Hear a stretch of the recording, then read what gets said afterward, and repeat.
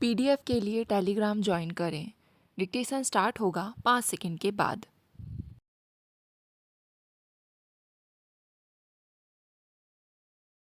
Speaker महोदय, चिकित्सा कॉलेजों का वर्तमान पाठ्यक्रम ब्रिटिश प्रणाली की देन है और इसमें व्यावहारिक शिक्षा पूरी तरह से नहीं मिल पाती।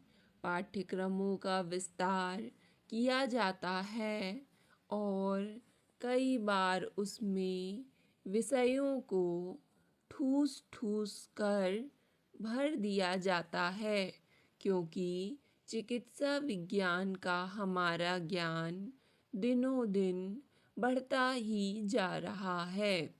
अधिकतर विषयों पर पाठ्य पुस्तकें दुगनी हो गई हैं और कुछ तो आकार में तिगुनी भी हो गई हैं।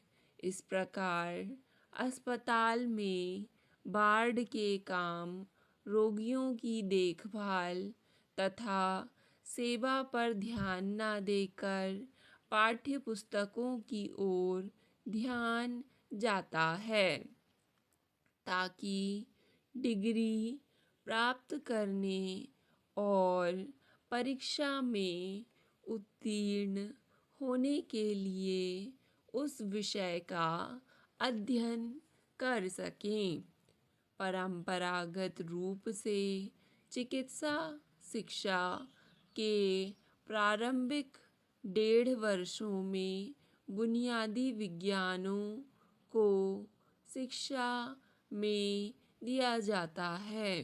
इस अवधि में छात्रों को रोगियों से संपर्क करने का अवसर नहीं दिया जाता है, जबकि बाद में उसे उन्हीं रोगियों को समझना और उनका उपचार करना होता है।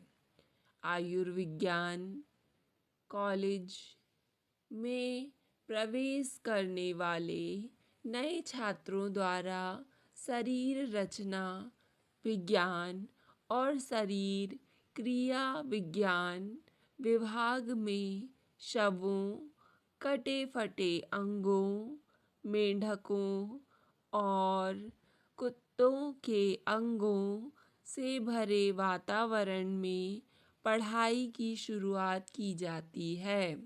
अभी तक चिकित्सा की पढ़ाई के जो परंपरागत तरीके अपनाए गए हैं और हमारे देश में जिनकी नकल की गई है, वे निरर्थक सिद्ध हुए हैं। चिकित्सा कॉलेज में प्रत्येक विषय के विभाग में इस बात की कोशिश की जाती है कि पाठ्यक्रम से कुछ ही घंटों में ज़्यादा से ज़्यादा क्या पढ़ाया जा सकता है और प्रत्येक विषय के केवल कुछ पहलुओं को जो चिकित्सा के लिए लागू किए जा सकते हैं, अन्य विषयों के साथ तालमेल के बिना और असंबद्ध रूप से समग्र रूप में पढ़ाने का प्रयास किया जाता है। इसलिए हमारी वर्तमान चिकित्सा शिक्षा प्रणाली में पाठ्यक्रम से पुराने तथा अनावश्यक विषयों के काफ़ी भागों को काटने छाँटने की आवश्यकता है। समस्या यह है कि पाठ्यक्रमों के स्तर में गिरावट लाए बिना वैज्ञानिक विषयों की सभी बातों की शिक्षा देकर और अधिक संख्या में चिकित्सक तैयार करने की मांग को पूरा किया जा सके। इस उद्देश्य को प्राप्त करने के लिए पाठ्यक्रमों की न केवल गुणवत्ता और विषय की आलोचनात्मक रूप से जांच करने की आवश्यकता है, बल्कि सैद्धांतिक, चिकित्सीय और प्रयोगशाला के शिक्षण के तरीकों में परिवर्तन की आवश्यकता है। भाइयों और बहनों, हम सब जानते हैं कि आज की सबसे बड़ी आवश्यकता यह है कि विकास की गति बढ़ाई जाए, क्योंकि आज हमें जिन समस्याओं का सामना करना पड़ रहा है और जिनकी इस सदन में भी कई बार चर्चा की गई है, जैसे बेरोजगारी, अल्प रोजगार, उद्योगों की अप्रयुक्त क्षमता, पिछड़े क्षेत्रों और जनता के पिछड़े वर्गों की दशा सुधारना, उनका एकमात्र हल यही है। हमें विकास कार्यों पर परिव्यय बढ़ाना ही पड़ेगा और साथ ही यह भी ध्यान रखना पड़ेगा कि कीमतें उचित स्तर पर बनी रहें। प्रस्तावित योजना की एक बहुत बड़ी विशेषता यह है कि इसमें स्थिरता के साथ विकास करने की बात कही गई है।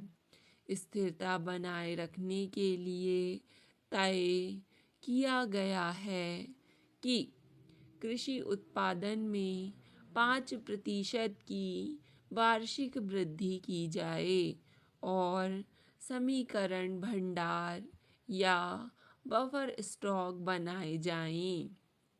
योजना में सभी जगह आत्मनिर्भरता पर बल दिया गया है। यह इससे स्पष्ट हो जाएगा कि 2 वर्ष बाद अनाज का रियायती आयात पूरी तरह से बंद कर दिया जाएगा और शुद्ध विदेशी सहायता वर्तमान स्तर से आधी ही ली जाएगी। पूर्व योजना में विदेशी सहायता कुल विनियोग का 25% थी, जबकि प्रस्तावित योजना में प्रस्तावित विनियोग का यह केवल 8% होगी। यह इससे भी परिलक्षित होता है कि हम परियोजनाओं के डिज़ाइन तैयार करने वाले और परामर्श देने वाले संगठनों का विकास देश में ही करने को विशेष महत्व दे रहे हैं। इस नई योजना में भी हम अपने उद्देश्य से पीछे नहीं हटे हैं, क्योंकि आज भी हमारा लक्ष्य पहले की तरह यही है कि विकास के साथ साथ सामाजिक न्याय पर भी ध्यान दिया जाए। इसे तेजी से विकास करके ही पूरा किया जा सकता है, क्योंकि जब तक योजना में निर्धारित लक्ष्यों के हिसाब से विकास नहीं होगा, तब तक ना तो गरीबी दूर करने की दिशा में और ना ही सामाजिक न्याय की दिशा में आगे बढ़ा जा सकेगा।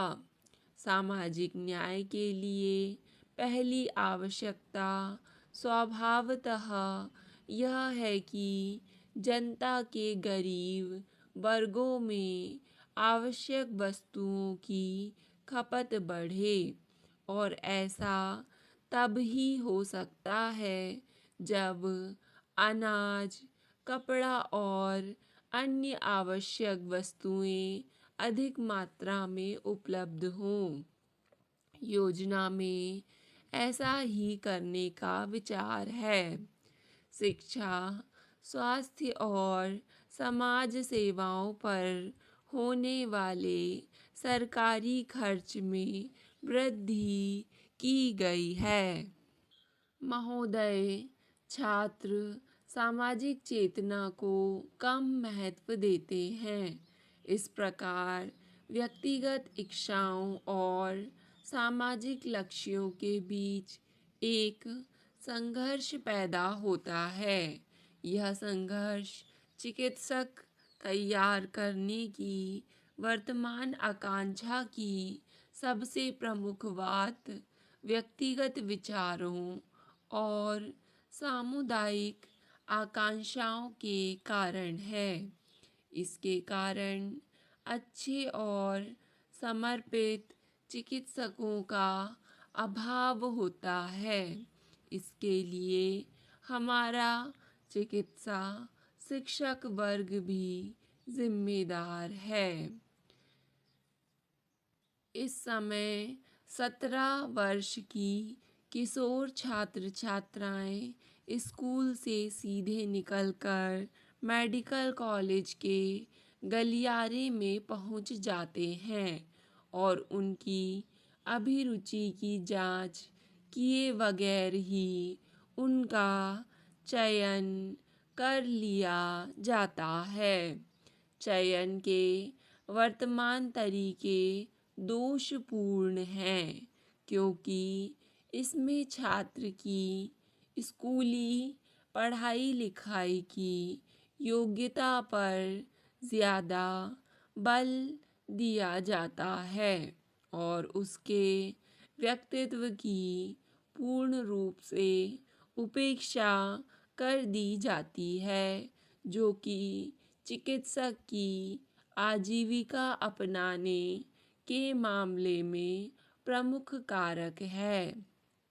युवा छात्र पर्याप्त परिपक्व भी नहीं होता और उसे उन अतिरिक्त विषयों का अध्ययन करने के लिए अधिक समय भी नहीं मिल पाता, जिनकी चिकित्सा शिक्षा के लिए आवश्यकता है और जो चिकित्सक तथा रोगी के बीच उपेक्षित संबंध स्थापित करने के लिए आवश्यक है। स्टॉप। डिक्टेशन पसंद आए तो वीडियो को लाइक तथा चैनल को सब्सक्राइब ज़रूर करें।